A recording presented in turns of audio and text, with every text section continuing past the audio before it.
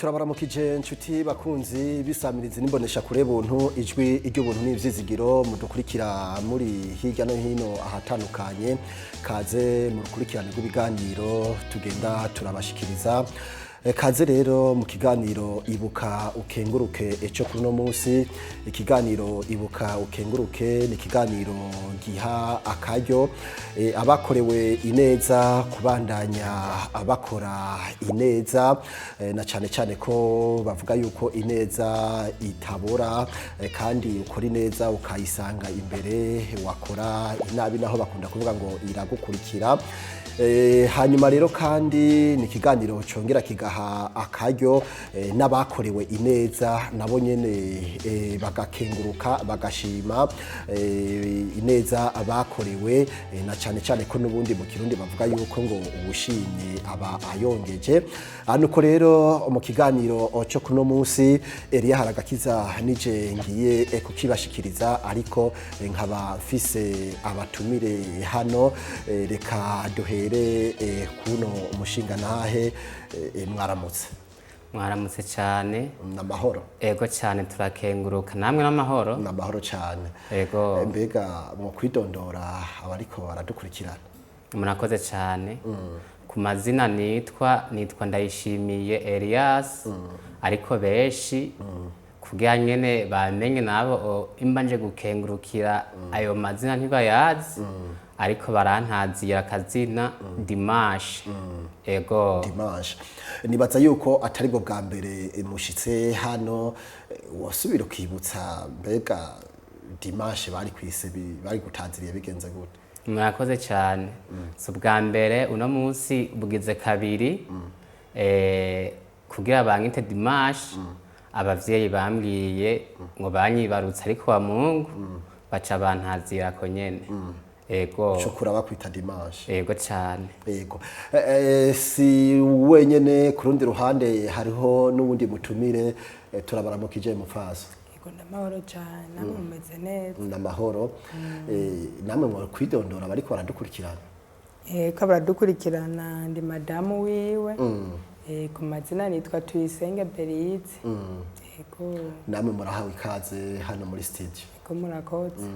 andi mu kiganiro rero ibuka ukenguruke eco kuri uno munsi nibutse yuko abariko baradukurikira kumbure abadukurikira kumbonesha kure ariko kandi hariho n'abariko baradukurikira kunyakira amajwi zabo kumbure batabona Ndayishimiye Elias reka ndababwire yuko afise ikibazo canke agendana ubumuga bwo kutabona Elias kumbure wibukije abariko baradukurikira ikibazo cyo kutabona caje gute warakivukanye caje ukuze vyagenze gute kugira atushe tubandanye murakoze cyane ikibazo cyo kutabona sinakivukanye caje nkuzu kunyene n'uwo mudamu namurondeye nkanura neza ariko haheze amezi abiri gusa tubanye naciye ngiri ikibazo nyene ca ndahuma amaso ni ukuvuga kuva mpumye kugera n'uyu munsi haheze imyaka 5 n'ukwezi kumenyene ego ico nico gihe giheze ntabona umuntu yokumva ati vyaje ukuze ubona ariko abantu bariko baradukurikira n'ubundi bacasubira bakibaza ati none vyaje gute namabayi yakugiye mu maso n'umunyari kume bahora batubwira kera tumunyari ukugiye mu maso ntusubira kubona nagakoko kakugiye mu maso hanyuma bica bibandanya uko mudakanura abantu baca bibaza vyinshi ngene vyashitse ukuze hanyuma ntiwasubira kubona murakoze cyane ingene vyagenze kugira nisange ntabona rimwe biragoye nuko nsigurira umuntu uko byatangaje n'ingene ndaba ariko ntihagire ico mbona iyo byose usanga bitangaje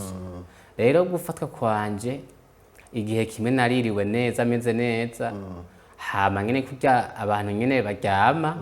bukeye mu gitondo navyutse numva izosi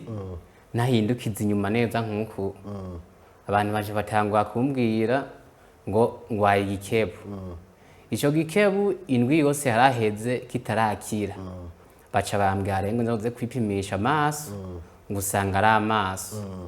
niho rero madamu twajana turagenda ku ivuriro ripima amaso barampima umuganga mu kumpima hariho indome asomesha abantu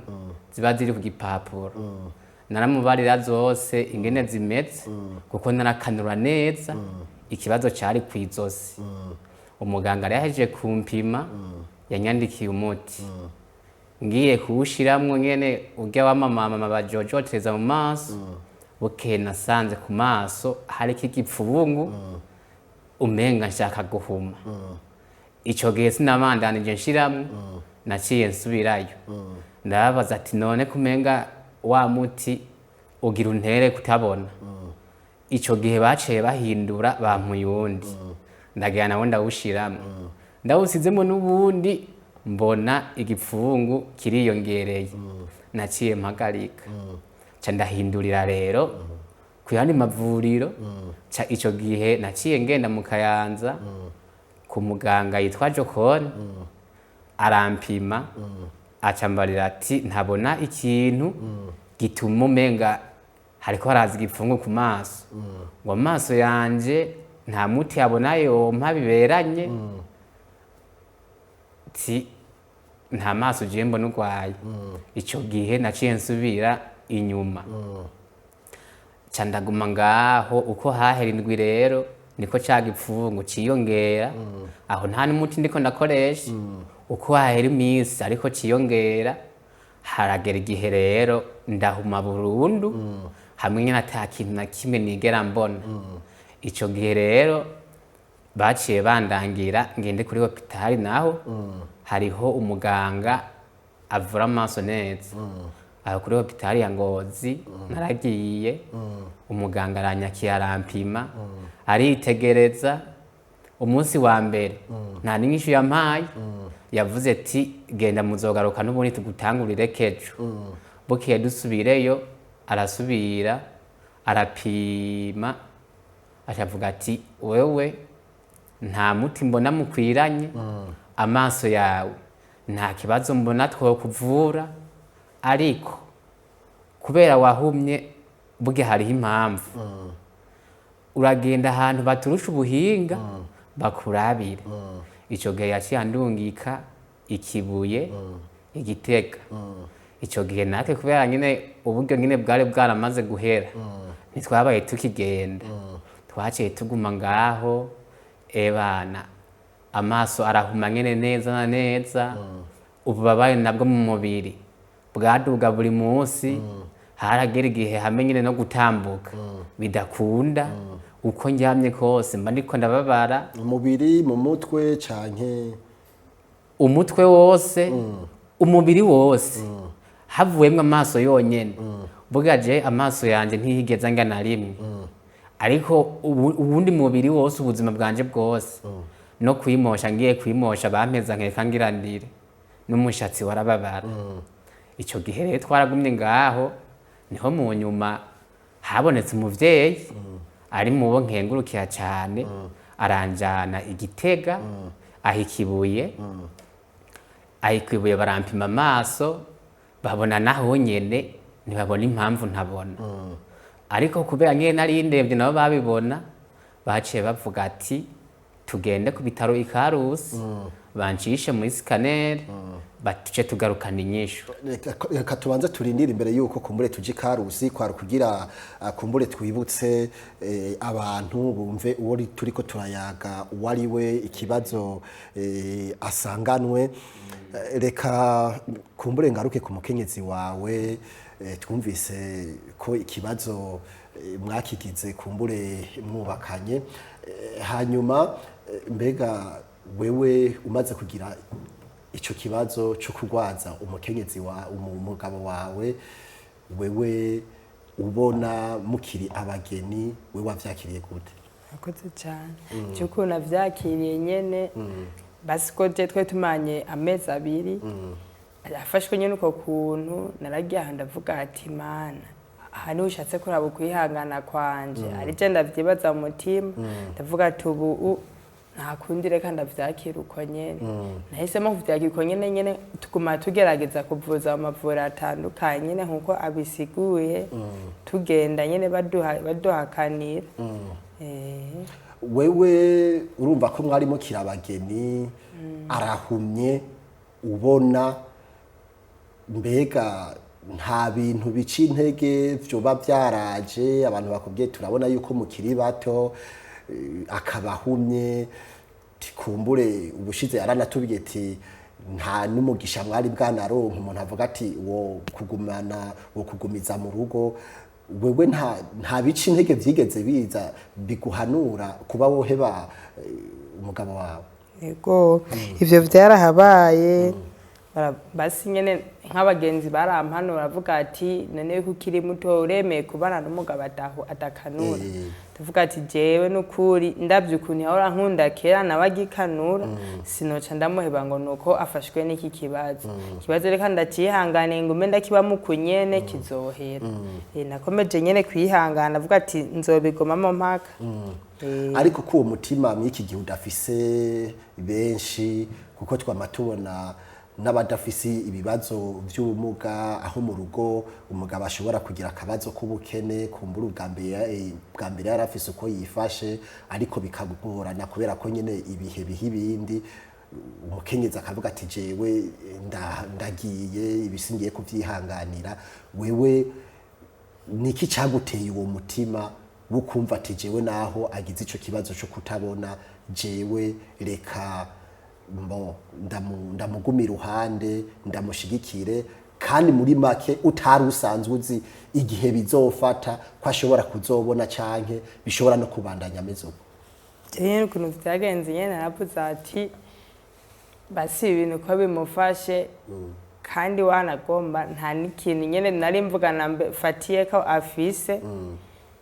kuko n'akazi yahora akora akintwara akimara gufatwa niyo ngwara bahise bamwakanya akazi aravuga ati katukwa akazi umva biyumviye ko jewe nohava ndabinyikiza aca ndamuta maze nyene gutwaka ako kazi ntacyo twari dufise dukora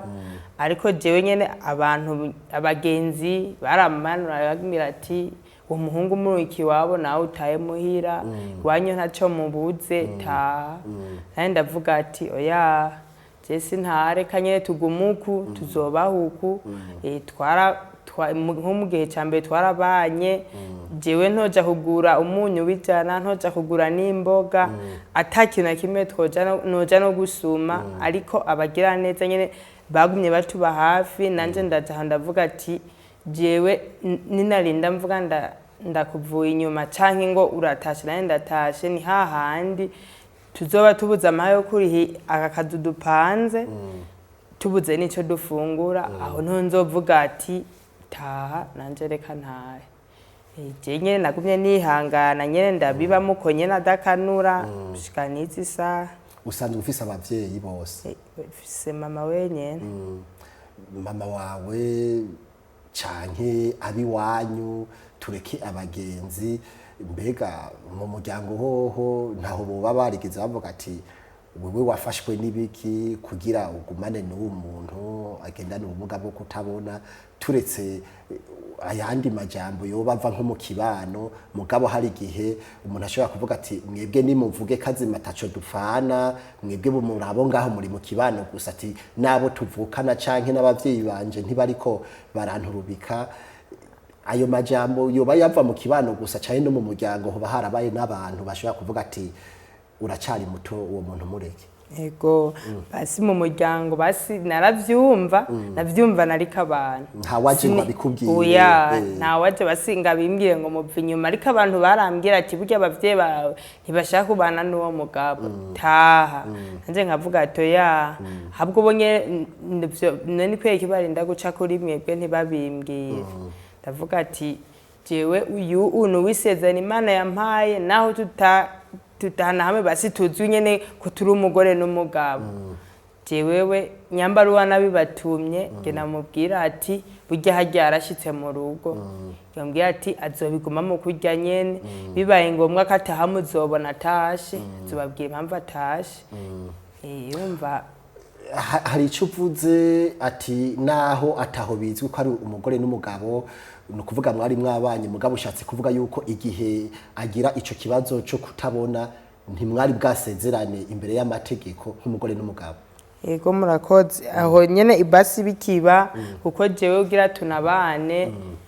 vyabaye nyene giturumbuka ko je na n'umunyeshure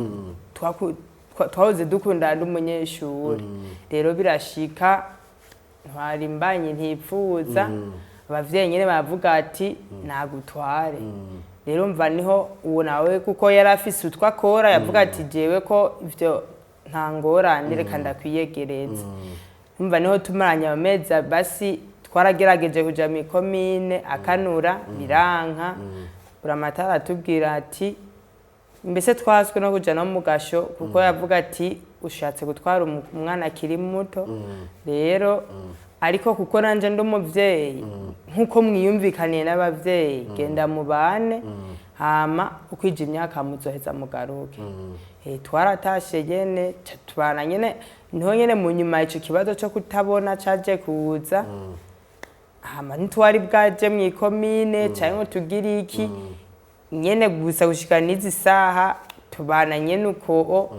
ntawe tuzi ngo turi umugore n'umugabo mbo ubwo ntawe baba warafatiye kuko navuze ati umuntu nawe yambunze ko akemera imbanyi kandi twama tubona yuko ari abantu bahura n'iyo sanganya kandi ubwa mbere umenga bakundana bavyumvikana mugabo ico kibazo kimaze gushika agaca avuga ati twarutamena ugaca wiyumvira ati rero ko nawe yabaye impande yanje akemera ivyabaye tubwo nanje reka kwiki kibazo agize sinomuhemukira hanyuma ucu vyemera uko nyene. Sinavyumvise neza nariko ndavuga ati kugira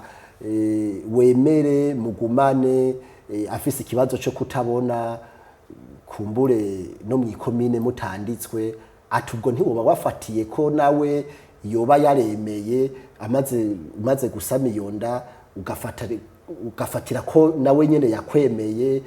kandi hatwama tubona yuko ariho benshi bashobora kwihakana imbanyi zabo kumbure babonanye ugacuvuga ati ko nanje atampemukiye nanje sinomuhemukira muri iki kibazo agize. Basi nivyo nyene basi twebwe ndavye basi twahora dukundana kera gikanura jewe amaze guhuma basi nanje naricaye ahantu ndishira mu gishingo ndavuga ati nukuri ndavye urukundo yankunda papa gihari yirirwa arashaka no kumufungisha bikanga ndavuga ati nanje ubu kameze uku kantakundi ndamube hafi nyene ndamuguma iruhande haba mu magorwa haba mu mahigwe jewe tuzoba turi kumwe. Hanyuma reka tugaruke kwa mutama wawe Elias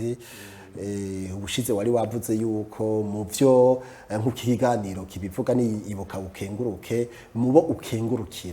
ukengurukira benshi mugabo kwisonga haza umukenyezi wawe ubu turi kumwe ngaha hari gihe kumbure ashobora kuba yaravyumvise abantu babivuga ati jewe ivyo ndavyumva babivuga mugabo ntavyo yigeze avuga numva muri make muvyo ukengurukira umukenyezi wawe hambavu y'abandi benshi ukengurukira kubera iki mu bihe bikorwa ukengurukira mu mukenyezi wawe. Murakoze cyane madamu wanje ivyo kumukengurukiramwo ni vyinshi cyane ubwa mbere yavyivuge neza ico kintu cyuko yase kuba yonta jenyene ngo yigire mu bandi canke asubiri wabo ico kintu kiri mu vyambere ndamukengurukira nyene kuko nyene umugani wiwe yarakiri muto yaragifise amahirwe yuko yoronka n'abandi ariko uno munsi ndavye ukuntu tubana n'urukundo dukundana ndamukengurukira ni vyinshi rero madamu no mukengurukira kuko niko ndaraba ukungene nk'Imana yadushoboje ikaduhezagiza utuntu ukungene adukoresha mu rutonde rwiza ivyo byose biri mu bintu nkenguruka kubera si wa undi yocaza basi nk'ubu unimba ro gutugaba 10,000 niyo cagenda nko kugura mu ikirato ciwe canke ngo agende nko kugura n'ibindi bintu bidakenewe uwo mwanya ikintu cyose imana idufashije akivyaza umusaruro kugira ngo tugire icyo twokwishikanako madamu nukuri ni byinshi no mukengurukiramwe yego murakoze cyane imbere yuko kumbure tuza kurangiza igice cya mbere cya kino kiganiro mbega madamu wa Elias yavuze ko agukengurukira kuri byinshi mugabo cyane cyane no kwiyo ngingo wafashe kuvuga ati jewe ntitwotandukanwa n'ico kibazo agize kandi mwumva yuko no muri komine imbere y'amategeko mutari bwagende ngo mwemere mwemange bimwe abandi bavuga ati uremeye ko muzobana mu bibazo no mu mahirwe n'ibindi bitandukanye icyo nticari bwabe mugo ukavuga ati ndemeye uko bizogenda kose nzomuba hafi mbega weho hari ikintu wovuga ati ndashimira umugabo wanje mbega atakanura atabona hari icyo ubona akumariye uwo mushimira uko murakoze n'ahadakanura nyene ndashima kuko burya hajya urugo umugabo ko ari kose aba ari umugabo kuko nk'ubu hariho nk'umuntu yovuga ngo araje muhira ariko n'ahadakanura asa akavuga ati hajya hariho umugabo basi je nyene nahoze numva basi je uko nagiye kubaka nkiri muto bwira nahoze numva urugo rutarimo umugabo mamba vuga ngo niki nsokwinjira basi numanje basi hari gihe wanashaka nkavuga ati wanashaka nkamuraba ingena metse vuga ati sha nukuri nahadakanura mbere nivyo gushima kuko umugabo bwira mandaba basi mama yarapfakaye nkaraba ukuntu basi muhira haba hameze avuga ati jena mbere nzoza ndashima kuba ameze kurya nivyo bimbereye kandi nukuri nivyiza kuko muhira nta muntu yofa no kwinjira ngo ujya mugabo ntakanura ico rero ndagishima cyane nubwo nyene abari muhira ndashima kuko mbona atakundi nyene vyari kugenda arivyo vyanditse ndaho ndamushimira cyane nukuri nta ngorane n'imwe basi novuga nyene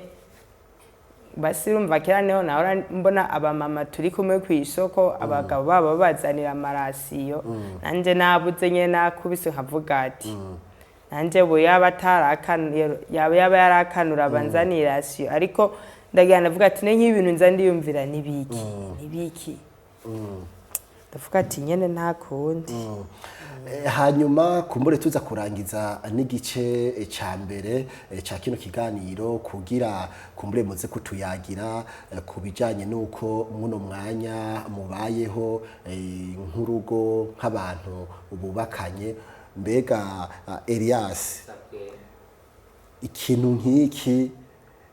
cy'uko hariho umukenyezi ashobora kukwihanganira kumbure udakanura ntagute ntaje mu bandi bagabo nkuko twaba tubona n'abandi babikora wewe kikwigisha iki kikubwira iki murakoze cyane ikintu kiranyigisha byinshi kubera burya iyo Imana igushigikiye byose bigenda neza madamu wanje rero novuga ati kuko urabona n'abamama baba bafise abagabo bakanura rimwe ivyo bintu urasanga vyabaye ariko uno munsi kubona madamu wanje bitaramubako ntanakanura ndabishimira Imana ndavuga ati Imana iramushoboza hama ikamuha ukwihangana hanyuma bikagenda neza nuko rero murakoze cyane kumbure tuca turarangiza mupfaso wewe ugerageje kuraba nkaho umugabo yobavuga ati anturubike yitwaje yuko kumbure hariho ahonja atabona canke kumbure nkora ivyo atabona noneho yanavuze yuko nahadakanura icari cyo cyose n'udufaranga tuba twabonetse ntushobora kwiyumvira ngo udukoresha uko ushaka byose muraja inama mbega wewe ugerageje kuraba